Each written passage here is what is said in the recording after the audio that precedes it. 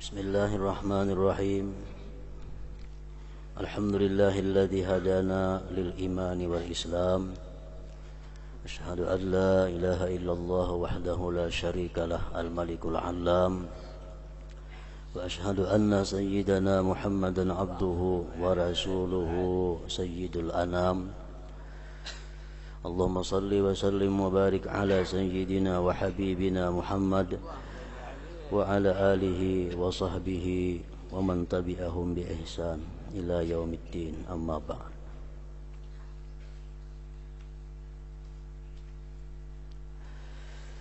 Yang kita hormati dan kita cintai para habaib, para alim ulama, guru-guru agama, para muhibbin, hadirin wal hadirat rahimakumullah.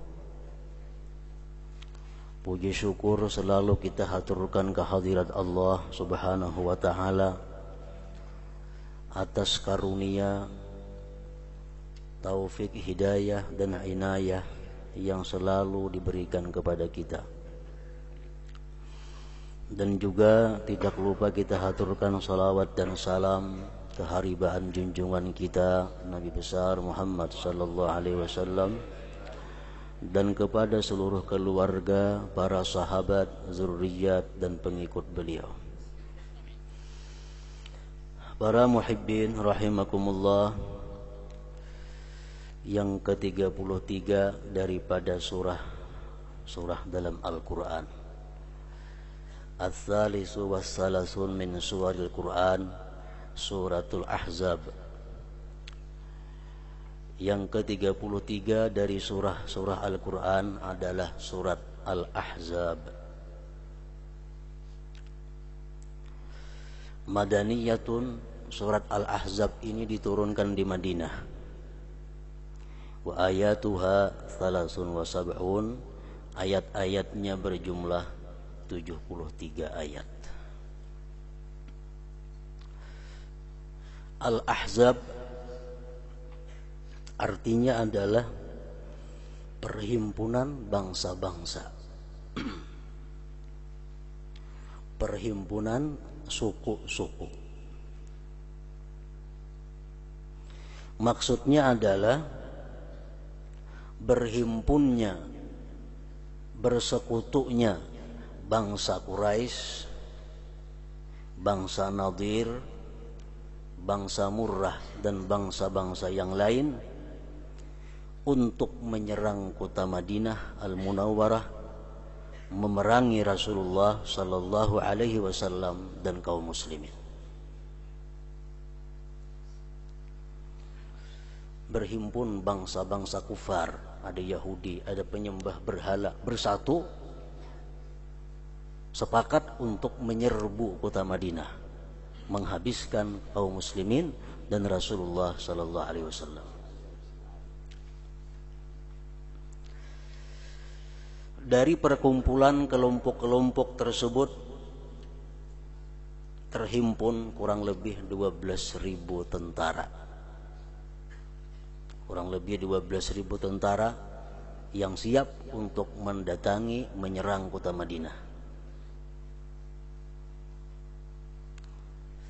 Peristiwa tersebut terjadi pada bulan Syawal tahun 5 Hijriyah atau bulan Februari tahun 627 Miladiah. Kejadian tersebut dikenal dengan Ghazwatul Khandaq,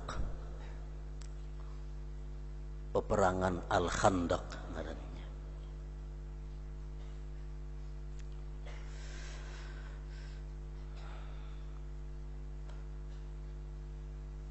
Para ahli sejarah mengatakan setelah Rasulullah sallallahu alaihi wasallam mendengar kabar bahwa persekutuan bangsa-bangsa untuk menyerang kota Madinah,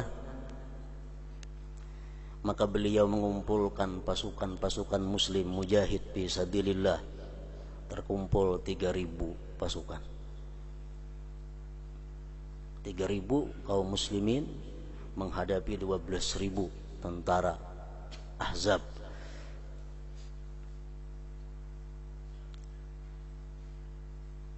Berangkatlah Rasulullah sallallahu alaihi wasallam beserta 3.000 pasukan mujahid ini sampai di perbatasan kota Madinah. Disitulah para sahabat dan Rasulullah menunggu kedatangan 12.000 pasukan Al-Ahzab tadi. Salah seorang sahabat Rasulullah sallallahu alaihi wasallam yang bernama Salman Al-Faris mempunyai inisiatif membuat khandak, membuat sungai kecil di sekeliling kota Madinah, sehingga orang Madinah tadi bisa keluar karena terhalang oleh sungai itu, dan orang lain pun kada kau masuk ke Madinah karena ada sungai kecil itu, Al-Khandaq. Dibuatlah Al-Khandaq itu. Bahasa kita gut cuma ganal.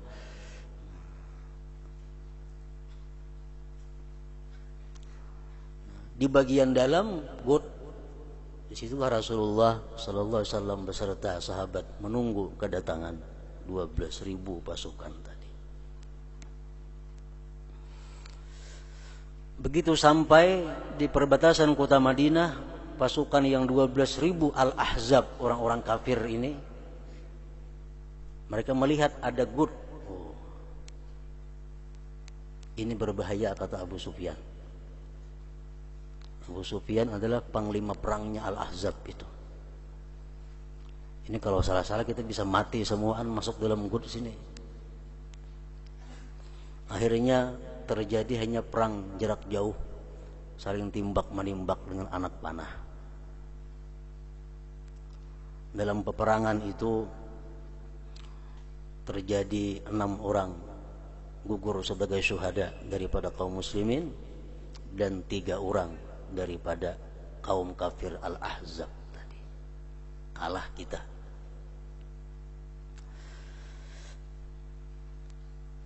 Rasulullah sallallahu alaihi wasallam dikabarkan kepada beliau bahwa orang kita sudah 6 yang gugur sebagai syuhada. Dan beliau khawatir kalau ini 12.000 masuk ke Madinah, habis penduduk Madinah kaum muslimin dan muslimat. Rasulullah sallallahu alaihi wasallam berdoa, Allahumma munzilal kitab, sari al-hisab, ihzimil ahzab, Allahumma hzihim wansurna alaihim. Artinya, ya Allah yang menurunkan kitab, yang cepat menghitung, kalahkan itu ahzab. Ya Allah, kalahkan mereka dan tolonglah kami menghadapi mereka itu. Doa Rasulullah SAW dikabulkan Allah Ta'ala. Allah mengirim pasukan malaikat yang tidak kelihatan, dan Allah kirim angin yang sangat kencang, yang sangat dingin menusuk tulang. Akhirnya Al-Ahzab yang berjumlah 12.000 itu lari kocar kacir dan kembali ke negerinya masing-masing.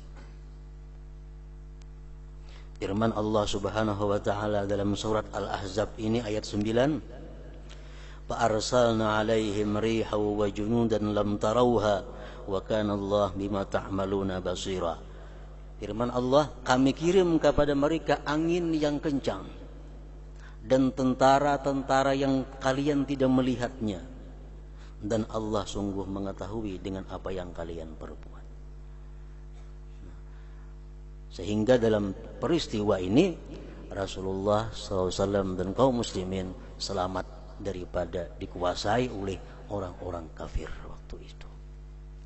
Nah, para muhibbin, inilah surat yang ke-32 ini, isinya sebagian ada berisi tentang cerita peperangan Al-Khandaq, yang mana orang kafir bersekutu disebut Al-Ahzab menghadapi menyerang kaum muslimin dan Rasulullah sallallahu alaihi wasallam. Sehingga disebut ngarannya surat Al-Ahzab. Itu asal kisahnya.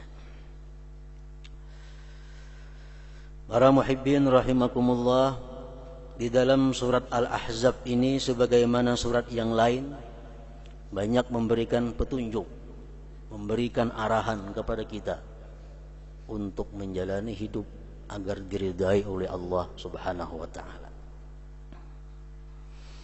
Antara lain firman Allah dalam surat Al-Ahzab ayat 70 dan 71, يا أيها الذين آمنوا اتقوا الله وقولوا قولا سديدا يصلح لكم أعمالكم ويغفر لكم ذنوبكم ومن يطع الله ورسوله فقد فاز فوزا عظيما. Hai orang-orang yang beriman, takwalah kepada Allah dan berkatalah dengan perkataan yang benar. Niscaya Allah baguskan bagi kamu amal kamu, perbuatan kamu, dan Allah ampuni dosa-dosa kamu. Barang siapa taat kepada Allah dan Rasulnya, maka sungguh beruntung dia, keberuntungan yang besar. Nah, di sini kita ambil ada satu firman Allah yang mengatakan qulu wa qulu qaulan sadida yuslih lakum a'malakum wa yaghfir lakum dzunubakum. Artinya kata Allah, berkata-katalah kamu dengan perkataan yang baik, yang benar. Allah akan membaguskan tingkah laku kamu. Allah akan membaguskan amal perbuatan kamu. Ini hubungannya perkataan dengan tingkah laku. Artinya, kalau kita ingin hendak selalu beribadah kepada Allah, kalau kita ingin hendak mendapatkan rasa nikmatnya ibadah, kalau kita ingin selalu istiqamah dalam ibadah, salah satu caranya adalah jaga mulut daripada berkata-kata yang tidak benar. Orang-orang yang berkata-kata tidak benar kada akan bisa lurus ibadahnya. Orang yang berkata-kata tidak benar tidak akan merasa lezat, manis dalam ibadahnya. Orang-orang yang suka berkata-kata tidak benar tidak akan istiqamah dalam ibadahnya. Wa qulu qaulan sadida, berkatalah perkataan yang benar, yuslih lakum a'malakum, Allah baguskan tingkah laku kamu. Yuslih lakum a'malakum. Kenapa kita malas beribadah kepada Allah? Kenapa kita begitu bosan membaca zikir sampai 1000 kali? Kenapa kita merasa sangat sulit membaca salawat 1000 sehari? Mungkin dalam kehidupan kita tidak bisa menjaga mulut, sehingga seringkali mulut ini berkata-kata yang tidak benar menurut Allah Subhanahu wa ta'ala, sehingga dia berat untuk mengatakan hal-hal yang baik yang diridai Allah Subhanahu wa ta'ala. Salah satunya di mulut ini penyakit yang membuat malas kita ibadah. Allah sudah menjamin kalau kita berkata yang benar, akhlak kita akan baik, amal kita akan baik. Yuslih lakum a'malakum. Para muhibbin rahimakumullah, apa yang dimaksud dengan perkataan yang sadid, yang benar, yang betul itu? Sebagian ulama yang menafsirkan al-qaulus sadid ma salima minal batil, sesuatu yang selamat daripada yang batil. Perkataan kita yang selamat dari kebatilan ngarannya qaulan sadida. Ma salima minal batil, sesuatu yang selamat daripada kebatilan. Kata-kata yang selamat dari kebatilan namanya qaulan sadida. Batil itu macam apa? Perkataan yang batil itu macam apa? Antara lain kal kadzib, seperti berbohong, berdusta. Ini kaulan batil, bukan kaulan sadida. Satu kali kita berbohong, mungkin beberapa hari berakibat kita malas untuk zikrullah. Satu kali kita berbohong, mungkin kita beberapa hari malas untuk membaca Al-Quran. Kal kadzib, seperti dusta. Dusta bermacam-macam dusta. Ada dusta yang sangat berat, Sampai ada dusta yang lebih ringan, tapi sama-sama namanya dusta. Ada dusta yang disebut al-kadzib 'alallah, berdusta atas nama Allah. Ini paling berat. Berdusta atas nama Allah artinya apa? Mengada-ada Allah, mengatakan bahwa Allah berkata ini padahal Allah tidak berkata itu. Ini paling berat dusta, al-kadzib 'alallah. Firman Allah dalam Al-Quran, unzur kaifa yaftaruna 'alallahi al-kadzib wa kafa bihi isman mubina. An-Nisa ayat 50. Tengok olehmu bagaimana mereka beraninya mengada-ada atas Allah sebuah dusta, dan cukuplah itu dosa yang jelas. Berdusta atas Allah. Ada yang bisa-bisa membuat kafir. Contohnya menghalalkan yang diharamkan Allah Subhanahu wa ta'ala. Allah mengharamkan zina. Dia berkata, ujarnya Allah menghalalkan zina. Nah, ini mengada-ada Allah. Ini kafir. Allah mengharamkan riba. Ujarnya boleh aja riba ini tuh. Allah ada melarang riba. Nah, itu ngarannya berdusta atas Allah, mengakibatkan dia zindik, dia murtad. Ini berbahaya. Al-kadzib 'alallah, berdusta atas nama Allah Subhanahu wa ta'ala. Termasuk kita menyampaikan hukum tapi kada benar. Jadi apa hukumnya ini? Ya kita boleh aja. Padahal nang bujur itu kada boleh. Dipadahkan boleh. Ini ngarannya berdusta atas hukum Allah, sama dengan berdusta atas Allah Subhanahu wa ta'ala. Ada lagi jenis dusta, al-kadzib ala Rasulillah sallallahu alaihi wasallam. Berdusta atas Rasulullah sallallahu alaihi wasallam. Nabi kadada mengatakan itu, dipadahkan ada. Nabi kadada memperbuat itu, dikatakan ada memperbuat itu. Mengada-ada atas Rasulullah sallallahu alaihi wasallam.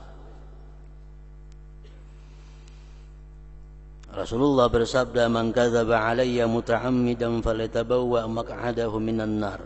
Bukhari Muslim. Siapa yang berdusta atasku, kata Rasulullah, sengaja, dia hendaklah masuk neraka. Dan ini banyak terjadi. Orang berani berdusta atas Rasulullah sallallahu alaihi wasallam. Di mana banyak beredar hadis-hadis maudhu, hadis-hadis palsu. Ribuan hadis palsu yang dikarang oleh orang-orang dahulu. Sampai dikarang kitab yang khusus untuk mengumpulkan hadis palsu, Al-Mawdu'at namanya. Daripada beraninya manusia memalsukan hadis yang bukan dari Rasulullah, dikatakan dari Rasulullah. Ini sudah ada sejak zaman tabi'in, sudah ada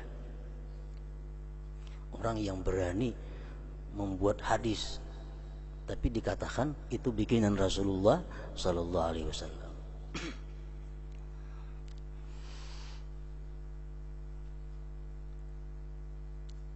Jadi perlu kita berhati-hati terhadap sebuah hadis.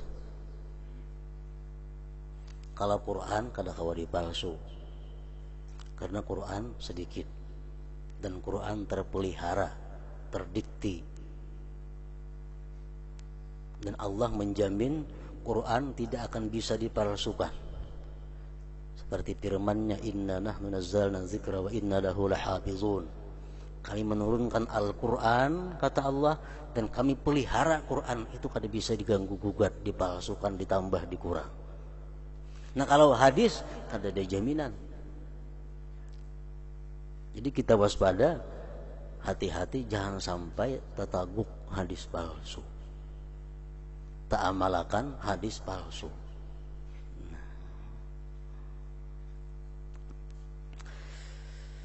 Berdusta atas Rasulullah sallallahu alaihi wasallam. Yang ketiga, al-kadzib fil yamin, berdusta pada sumpah. Bersumpah pada sumpah ini berat. Rasulullah sallallahu alaihi wasallam bersabda, "Innat tujjar humul fujjar." Kata Rasulullah, pedagang-pedagang itu adalah orang-orang yang fasik. Pedagang-pedagang itu adalah orang-orang yang durjana. Faqila ya Rasulullah, qad ahallallahu al-bay'. Wahai Rasulullah, maka Allah membolehkan jual beli. Kenapa dikatakan pedagang itu fasik? Naam, kata Rasulullah, benar. Allah menghalalkan jual beli. Walakinnahum yahlifun fayathamun wa yuhaddithun fayakdzibun. Tetapi mereka itu mau bersumpah dan berdusta dalam sumpahnya, dan mereka mau berbicara dan dusta dalam pembicaraannya. Pedagang itu wani bersumpah dusta untuk memayuakan barangnya. Ini berat.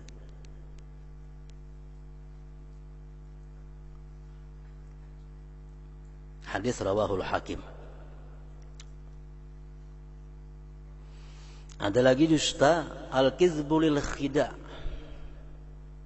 berdusta untuk menipu. Tapi nya kada memakai sumpah, tak inting pada memakai sumpah. Berdusta untuk menipu. Ya orang luntur lan ini, kada betah luntur. Jerang asli ini nomor 1. Berdusta. Padahal kada nomor 1 untuk menipu agar ini menukari. Nah ini hati-hati untuk orang-orang yang berdagang. Jangan sampai untuk memayuakan barang itu berdusta. Jangan sampai untuk melakukan barang itu sumpah palsu. Jangan sampai.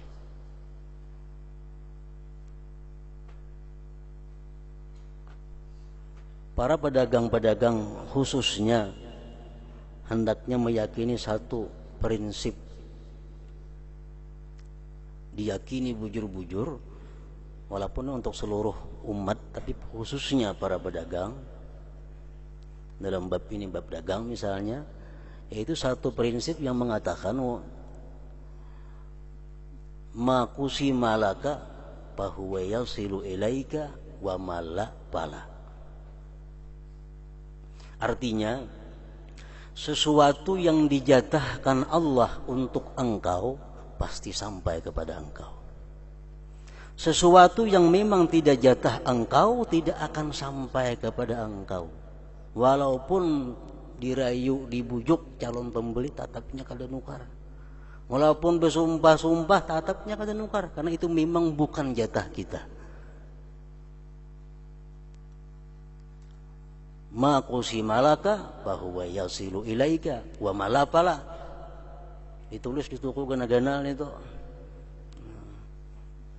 Jadi berdagang itu kada perlu marayu bahimahimat lawan pembeli, calon pembeli ini cukup padahakan harganya sekian. Kenapa? Amun memang ini jatah kita pasti menukari. Amunnya pun orang lain kayak apa aja tetap ke orang lain bukanya. Ma qusima laka fahuwa yasilu ilaika wa ma la fala. Kada perlu berdusta, kada perlu apalagi bersumpah sumpah palsu maginnya. Kada perlu. Al-kadzib lil khida'. Orang pedagang-pedagang rintan dalam hal ini. Seringkali terjadi karena kehendakan payu barang macam-macam segalanya mau dikatakan, segala macam mau diucapkan supaya ini jadi manukari. Nah, jangan sampai tak lain. Kemudian ada lagi bentuk dusta al-kadzib fil wa'ad, dusta dalam janji. Nah, berjanji berdusta. Ini dikatakan Rasulullah merupakan satu bagian dari bagian kemunafikan. Ini berat juga menjanji orang. Ikan bila manggawi ampun kuning ku bari 10.000 nah. Digawe orang tuntung palingnya 7.000-an nyamberi ada jadi 10.000. Orang jadi kurban jadinya. Al-kadzib fil wa'ad. Ada lagi al-kadzib fil hulmah, dusta dalam mimpi. Berdusta dalam mimpi. Artinya apa? Nang kada memimpi, daripada bermimpi. Dosanya besar. Sampai aku termimpi kam ini. Padahal pada dia mimpi karang-karang benar aja. Rasulullah SAW bersabda, "Man kadzaba bi hulmatin muta'ammidan falyatabawwa maq'adahu minan nar." Rawahul Humaidi. Siapa yang berdusta pada mimpi, sengaja berdusta, hendaklah dia masuk neraka, kata Rasulullah. Apa untungnya berdusta bermimpi itu?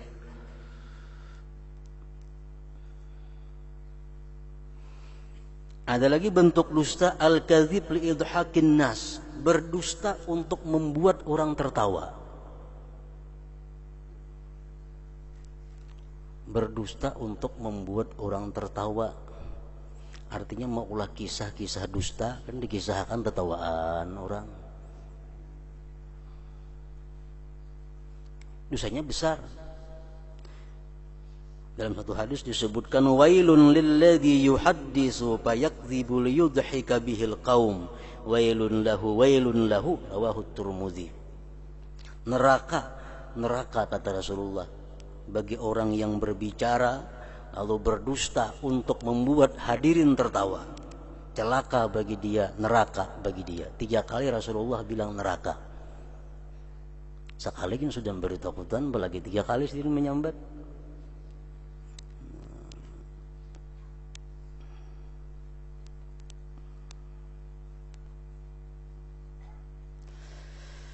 Kemudian ada lagi bentuk dusta al-kadzib bin nasab, berdusta pada keturunan, berat juga. Nang kada Habib pada Habib, berat itu. Nang kada anak pada akan anak, nang kada abah pada itu abahku aja, ada. Nang kada ading pada akan ading. Berdusta pada keturunan. Rasulullah SAW bersabda, "Inna min a'zamil firyah ayyud ar-rajul ila ghairi abih." Rawahul Bukhari. Termasuk paling besar mengada-ada bahwa dipanggil seseorang kepada bukan bapaknya. Ini dia mengaku nang bukan keturunan, bukan keluarga. Berdusta itu. Ada lagi dusta al-kizib lil haya, dusta karena malu.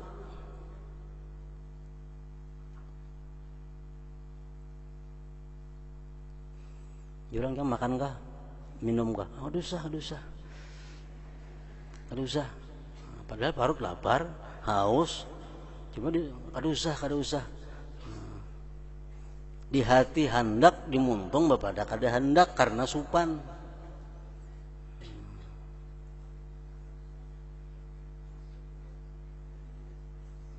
Di zaman Rasulullah pernah itu kaum perempuan bilang kepada Rasulullah mengeluarkan makanan. Nabi kem hendaklah ini la nastahi ya Rasulullah, kami kada hendak nitu hai Rasulullah.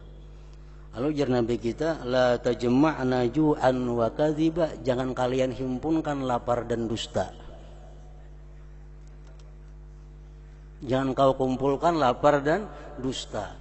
Ini kan hendak cuma berdusta, cuma supan, mana lapar, mana berdosa. Nah.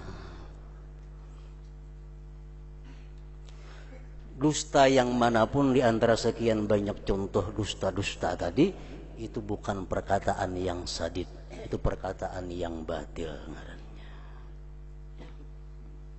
Wa kal ghibah, sesuatu yang batil, contohnya lagi seperti ghibah. Ghibah ini sudah makanan hari-hari. Penyakit ghibah di mana-mana ada, di masjid ada, di majelis taklim ada, di gardu maginnya, di warung maginnya. Ghibah ini adalah benar. Ghibah itu berkata yang benar, cuma merugikan orang lain, menyakiti hati orang lain, membuat orang lain tidak senang. Ini ghibah.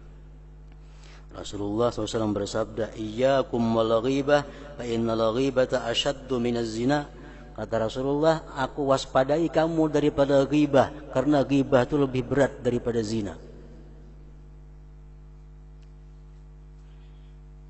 Dosanya lebih besar daripada zina. Tobatnya lebih sulit daripada zina.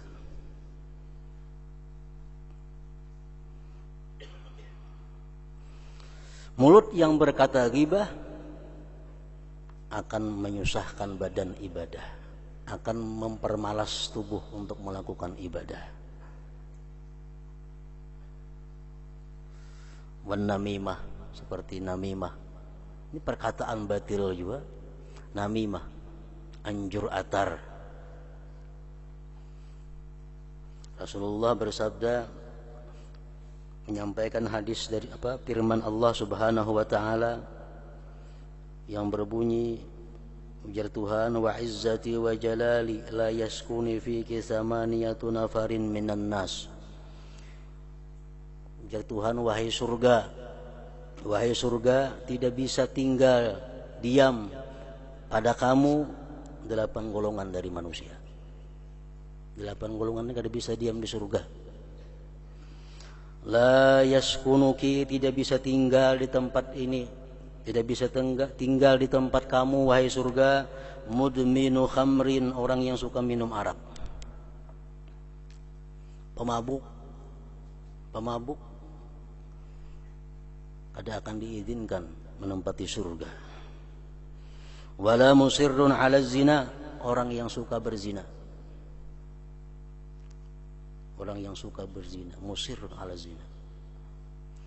Arti musirrun ala zina itu walaupun dia sekali berzina, cuma belum tobat, termasuk musirrun ala zina.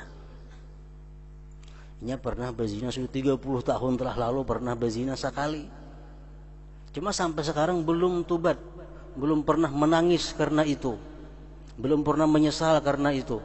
Sama ngarannya musirrun ala zina. Wala qattatun, tidak masuk surga, tidak bisa diam pada engkau wahai surga, orang yang anjur atar. Anjur atar ini artinya menyampaikan satu kata-kata kepada orang yang mana 1, 2, 3 atau salah satunya kada senang. A, B, C, D.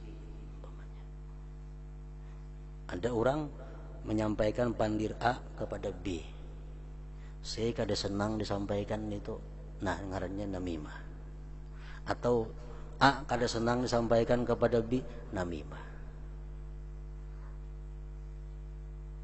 Kita menyampaikan kata-kata ini kepada seseorang, inya kada senang itu disampaikan. Baik nang kada senang ini inya, atau nang kada senang ini orang nang disampaikan, atau nang kada senang pihak ketiga. Anjur atar ngarannya. Wala dayyusun, dan tidak masuk surga, kata Allah, dayyus orang yang tidak cemburu kepada anak istrinya digoda laki-laki lain.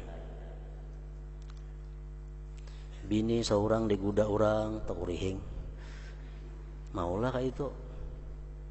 Anak seorang dibawa lakian suka, makin nang bemutur bawa makin suka benar.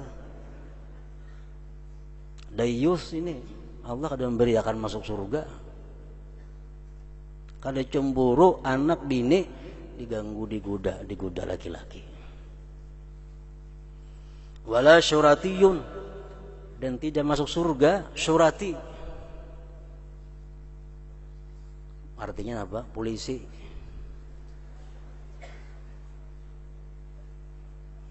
Tidak masuk surga. Maksudnya polisi yang menindas rakyat, polisi yang menyengsarakan rakyat.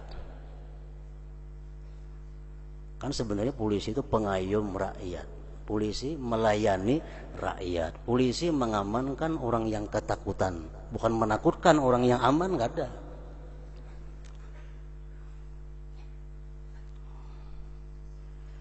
Wala syuratiyun, dan tidak pula polisi yang bertindak sewinang-winang, yang menyusahkan, menyengsarakan, memeras rakyat. Wala muhannasun, tidak masuk surga orang yang muhannas, laki-laki anak jadi bini-bini,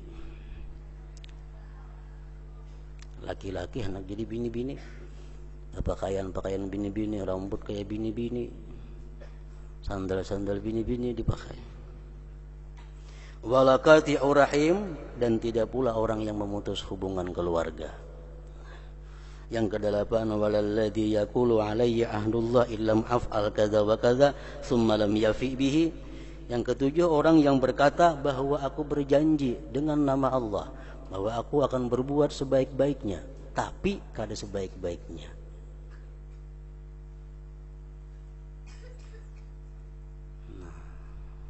Orang-orang nang berjanji macam itu. Demi Allah, saya berjanji akan melaksanakan tugas saya sebagai pembakal dengan sebaik-baiknya.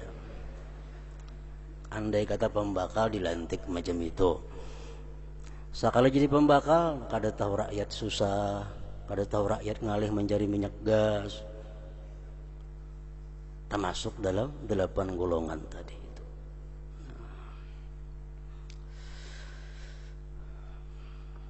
Dari dalam bab kita ini adalah namam, orang yang anjur atar. Orang yang anjur atar, bukan orang yang berkata kaulan sadida. Dan banyak lagi yang lain-lainnya, sampai yang terakhir adalah perkataan yang tidak ada manfaat, perkataan yang tidak ada guna, perkataan yang bila dikata kada mendatangkan pahala, bila diam kada berdosa. Jadi orang-orang yang berkata-kata yang benar, yang dapat membaguskan amalnya itu, dia kada mau berkata nang sia-sia. Bahkan kadang-kadang kata sia-sia ini bisa membuat dosa, walaupun pada asalnya boleh. Cuma oleh karena seringkali berkata nang kada ada manfaatnya, bisa menarik kepada dosa. Contoh perkataan yang sia-sia macam apa? Dalam beberapa kitab disebutkan, kasu'alika an ibadatil akhika, kasu'alika an ibadati akhika, seperti engkau bertanya tentang ibadah kawan engkau.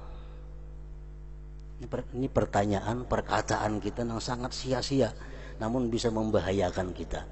Kita bertakun ibadah orang, jam puasa ke hari ini ti, jam puasa ke hari ini. Nah, dijawabnya kada, berdustainya. Kada dijawabnya, tersinggung kita. Dijawab mengurangi pahala, kan jadi ngalih orang lain jadinya. Akibat kita bertakun jam puasa ke hari ini.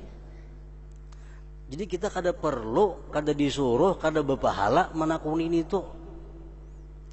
Jam puasa kah? Itu kada disuruh bertakun itu. Jam berapa kali naik haji sudah, kada perlu bertakun itu. Jam berapa kali umrah, kada perlu bertakun itu. Itu perkataan nang sia-sia, nang orang jadi serabang alih menjawabnya. Bila kita katuju berkata nangka itu, kada termasuk kita dalam firman Tuhan, wa qulu qaulan sadida. Wa an umurihi, kita bertakun umur lawan kawan sia-sia, kada ada pahalanya. Bahkan orang jadi ngalih menjawab karena bisa kada ingat. Pada kade ingat supan di umur berapa umur pian sudah sin kade ingat pada kade ingat supan puhak atau di umur dipadahakan kalau pina luput lalu orang jadi ngalih menjawabnya. Nah ini menyulitkan orang. Kada disuruh betakun umur, kada perlu betakun umur. Berapa umur pian kada perlu. Apa untungnya betakun umur orang? Apa sangkut pautnya lawan seorang? Berapa kok umur orang ada jadi masalah? Wa an maji'ihi, betakun datang di mana jangan sekali-kali. Datang di mana teh? Jangan itu. Barangkali orang datang di suatu tempat nang supan bekisah, bisa? Kalau orang jadi berdusta kayaknya jadinya. Dan agama sedikit pun kada menyuruh kita menakuni orang pian datang di mana kada nyuruh. Bila kita bertakun datang di mana itu perkataan yang sia-sia.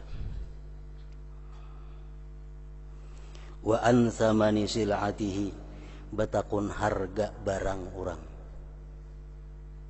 Berapa nukar beda motor nih? Kada parlo bertakun itu, kadilir bertakun jangan orang itu. Berapa harganya pun jam ini? Bila kita bertakun itu menggunakan mulut dalam sia-sia. Wa an maksiyatihi, dan bertakun tentang kemaksiatan orang, makin payah lagi. Kan seorang minum arak dahulu, berapa bertakun itu? Nah jadi Allah subhanahu wa ta'ala memerintahkan dalam ayat ini kepada kita, ya ayyuhalladzina amanu taqullah wa qulu qawlan sadida, berkatalah kamu kata yang sadid, yang betul. Yuslih lakum a'malakum, Allah jamin baguskan, Allah jamin memperbaiki amal ibadah kita. Wa yaghfir lakum dzunubakum, dan Allah ampuni dosa kamu. Kalau kita berkata yang bagus-bagus, dosa guguran. Dosa tak umpat diampuni oleh Allah subhanahu wa ta'ala. Nah jadi kita koreksi diri kita. Kita koreksi diri kita. Selama ini kita mungkin sulit untuk membaca Al-Quran. Padahal lancar membaca Quran, cuma malas. Baca salawat itu sulit kalau 1000 kali. Baca zikir payah 1000 kali. Mungkin selama ini kita banyak menggunakan mulut dalam hal-hal yang batil tadi.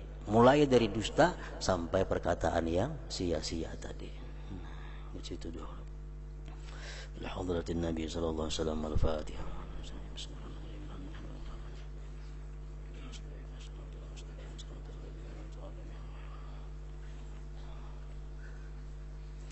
Asyhadu an la ilaha illallah wahdahu la syarika lah. Asyhadu anna sayyidana Muhammadan abduhu wa rasuluh. لا إله إلا الله نستغفر الله لا إله إلا الله نستغفر الله لا إله إلا الله نستغفر الله لا إله إلا الله ونتوب إلى الله لا إله إلا الله محمد رسول الله صلى الله عليه وسلم ويا أيها الرجل منه شفاعة صلوا عليه وسلموا تسليما.